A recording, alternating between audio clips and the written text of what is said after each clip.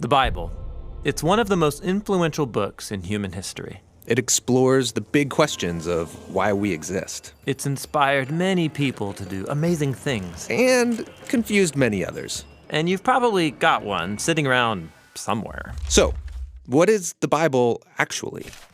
Well, the Bible is a small library of books that all emerged out of the history of the people of ancient Israel. And in one sense, they were just like any other ancient civilization.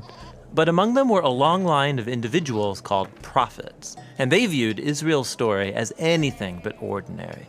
They saw it as a central part of what God was doing for all humanity. And these prophets were literary geniuses. Really? Yeah, they expertly crafted the Hebrew language to write epic narratives, very sophisticated poetry. They were masters of metaphor and storytelling, and they leveraged all of this to explore life's most complicated questions about death and life and the human struggle. So, there's a lot of different authors writing this book. Yeah, and these texts were produced over a 1,000-year period, starting with Israel's origins in Egypt, then leading up to their kingdom with their first temple. But eventually, they were conquered by the Babylonians, who took them away into exile. Then, at a crucial moment in their history, many Israelites returned to their land. They built a second temple, they reformed their identity, and this is when the Jewish scriptures began to be formed into the shape that we have them today. Okay, the Jewish Bible. What's in it? Well, in Hebrew, it's called by an acronym, Tanakh. The T stands for Torah, sometimes called the Law. That's Israel's 5-book foundation story. The N stands for Nevi'im, the Hebrew word for prophets. And this section consists of the historical books that tell Israel's story from the prophet's point of view. Then you get the poetic books of the prophets themselves. The K stands for Ketuvim, the Hebrew word for writings. This is a diverse collection of poetic books, wisdom books, and more narrative.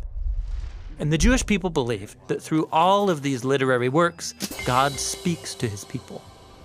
Now, there were other Jewish writings being produced during this Second Temple period as well. Yeah, a really diverse group of texts. And these too were highly valued in Jewish communities. And there was debate from ancient times about whether or not some of these should be considered part of their scriptures. So, this is a lot of different writings over a long period of time. Why did they put them all together like this? Well, altogether, these texts tell an epic story about how God is working through these people to bring order and beauty out of the chaos of our world. And it all builds up to a hope for a new leader who would come and renew all creation. And then the Tanakh concludes, and this leader never comes. So it's an expertly crafted work, but it's missing an ending? That's exactly right. Now, a few centuries later, a Jewish prophet comes onto the scene named Jesus of Nazareth. He claimed he was carrying the Tanakh story forward.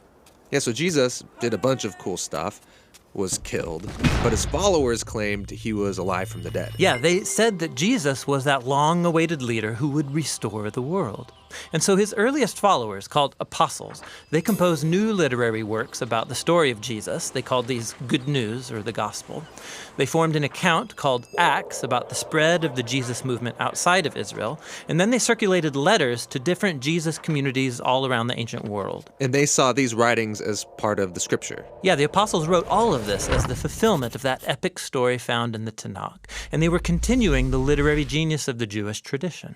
They also believed that God was speaking to his people through these texts alongside the scriptures of Israel. So that's the Old and New Testament. But what did the early Christians think of the other Second Temple literature? Well, different groups had different views about some of these books, but we know they read them and valued these texts because they passed them along with the Jewish scriptures. Okay, so we've got the Tanakh, the Jewish scriptures.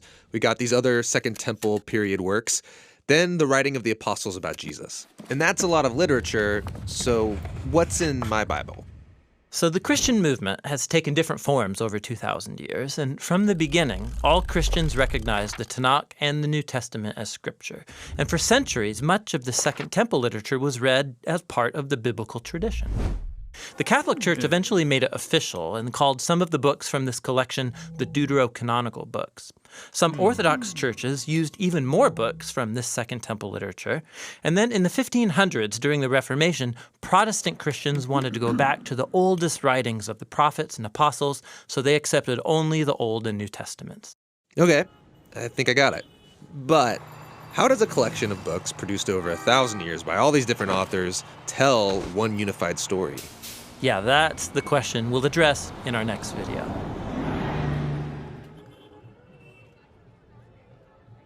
Hey, I'm John. And I'm Tim. This is the Bible Project. We believe the Bible is a unified story that leads to Jesus and has profound wisdom for the modern world. So we're creating videos to show that.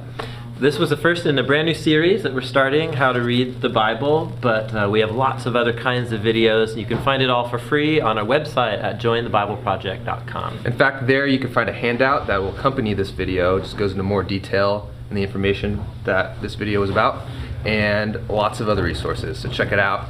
You could also be a part of this by supporting us at thebibleproject.com. Our goal is to make all these resources available for free to anybody, anywhere, and we can do that because of your support. So thanks so much, you guys. Thanks.